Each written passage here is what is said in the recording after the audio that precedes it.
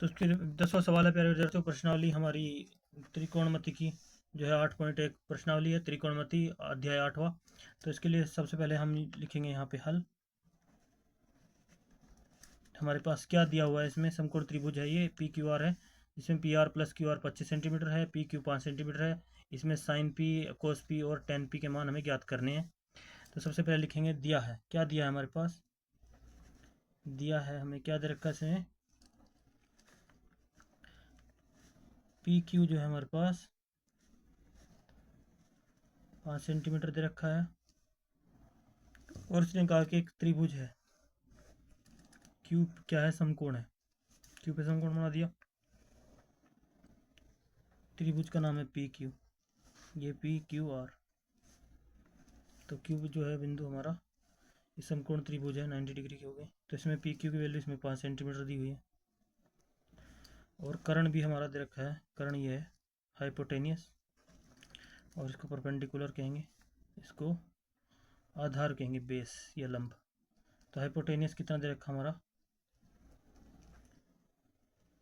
25 centimetre तो दे रखा है, लेकिन 25 सेंटीमीटर ये P R plus Q R है, तो जो अगर हम पी आर निकालेंगे तो माइनस क्या हो जाएगा, क्यू आर होगा, वो आगे हम इस सवाल में भी हल कर देंगे। तो ये इतना है, तो पी आर की वैल्यू हो जाएगी। तो इस प्रकार से हमने यहाँ पे दिया हमारे पास 5 सेंटीमीटर, और दूसरे मोड पे दे रखा है P R plus Q R बराबर दे रखा हमारे पास 25 सेंटीमीटर। लेकिन हमें इसको हल करने के लिए पी आर की वैल्यू अगर हमें निकालें त्रिभुज में, तो क्या होगा, ये क्यू आर उधर जाके 25 के माइनस हो जाएगा,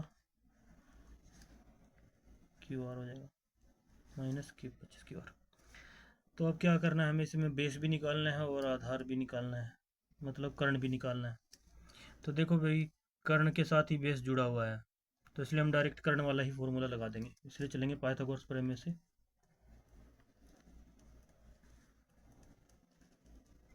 गोरस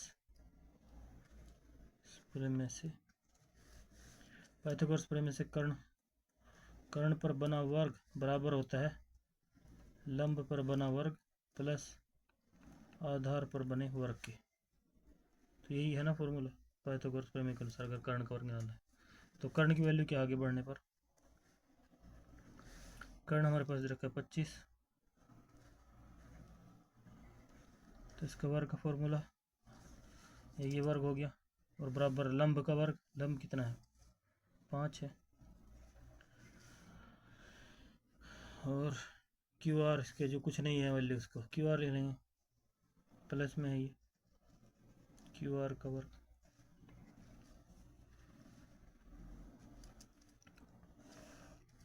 यहीं पे सोल्व करते हैं पहले इसको। तो सबसे पहले इस चीज़ को समझ ले प्यारे, जब ये दो चीज़ें दी हों, ए माइनस बी का फॉर्मूला, तो इसलिए ये हमारे पास फॉर्मूला लग जाएगा, इसलिए नोट के तौर पर ए माइनस बी का होल का स्क्वायर का फॉर्मूला यहाँ लगेगा, इसलिए हम लिख देते हैं ए का square plus B square minus 2ab, ये फॉर्मूला इसके हिसाब से लग जाएगा।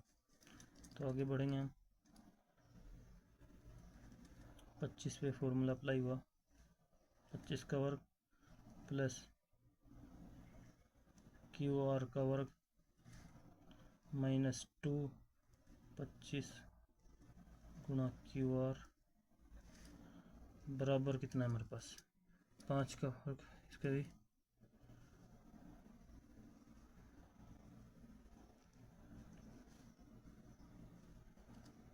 25 प्लस क्यू आर का वर्ग, क्यू आर वर्ग की एक ही संख्या है, दूसरी नहीं है, क्यू आर का वर्ग हो जाएगा। तो आगे इधर से बढ़ेंगे फिर, 25 में 625 प्लस क्यू आर का वर्ग हो जाएगा यहाँ पे माइनस 25 दूनी 50, क्यू आर आ गया बराबर 25 प्लस क्यू आर का वर्ग।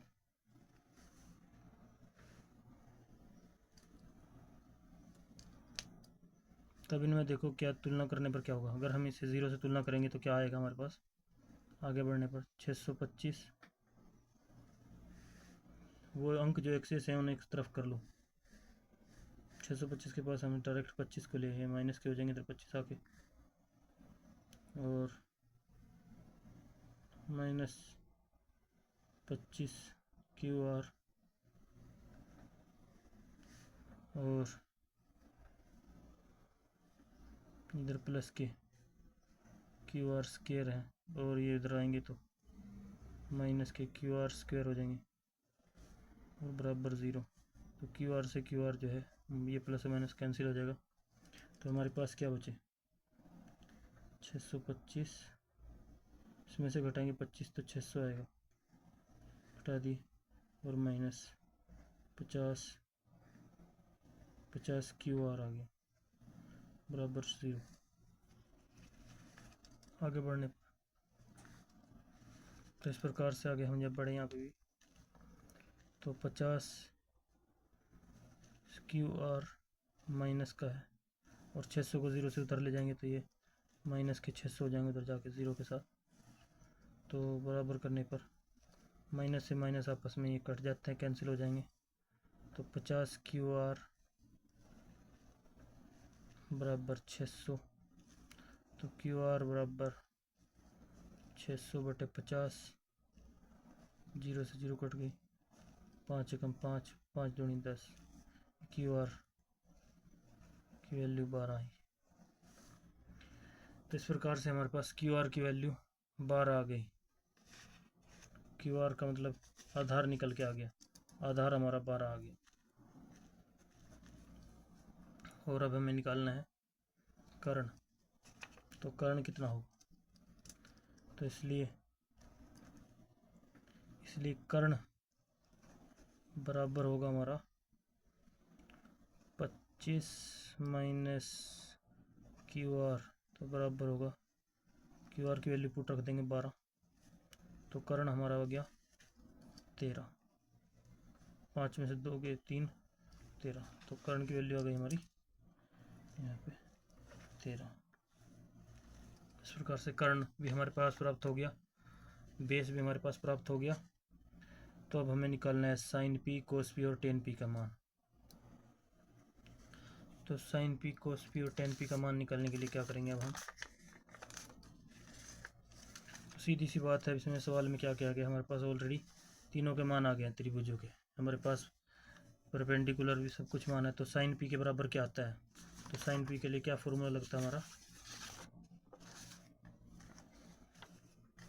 अगर साइन पी का कोण ले लें तो साइन पी का है ना इसने, तो ये त्रिभुज ही है, इस तरह से हम यहाँ पे भी बना लेते हैं। और ऑलरेडी इनके मान हमारे पास आए गए हैं, पी क्यू आर हैं और यहाँ पे 13 हाइपोटेनियस है, बेस अपना 12 है और परपेंडिकुलर 5 है,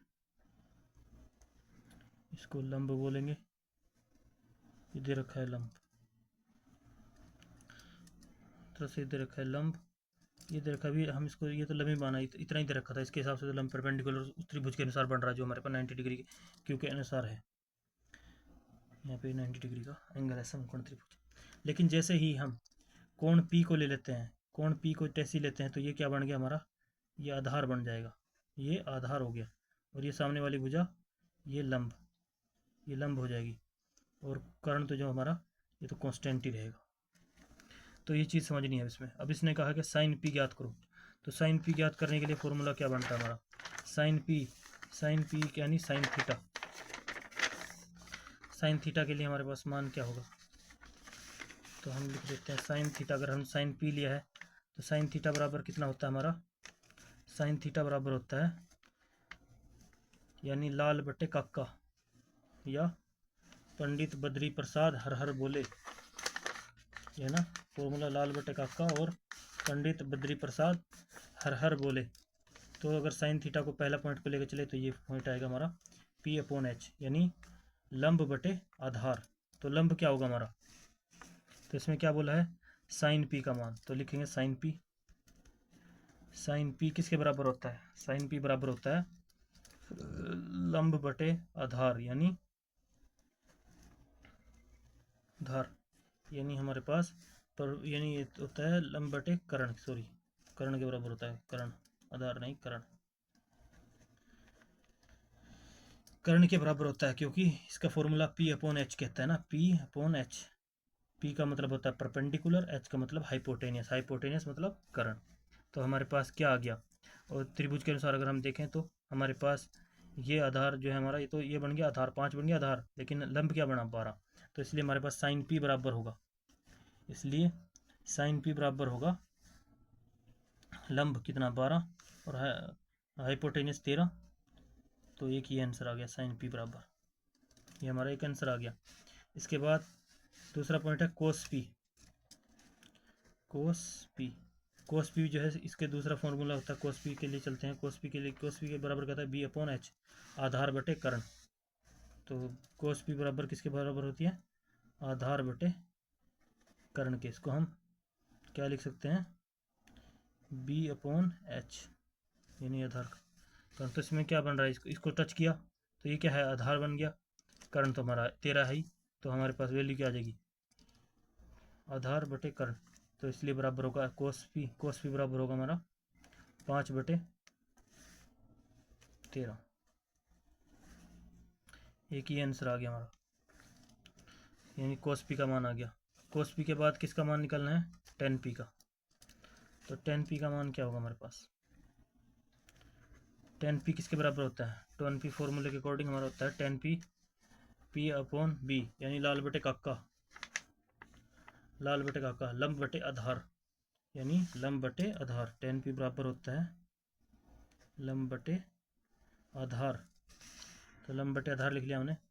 तो लंब कितना है, लंब बटे आधार, लंब तो इसको टच कर रहा है, ये 5 हो गया,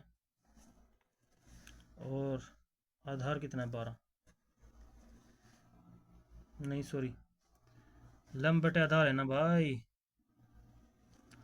तो लंब बटे आधार टेन थीटा किसके बराबर होती है, लंब बटे आधार। तो पी तो इसको टच ही करा, टेन पी पे है ना, तो ये 12 आएगा, सॉरी लंब हमारा होगा 12 और आधार होगा 5, तो 5 बटे 12 आएगा। तो इस प्रकार से हम, ये सब आंसर आ गया हमारे। इसको हम एक साइड में लिख सकते हैं,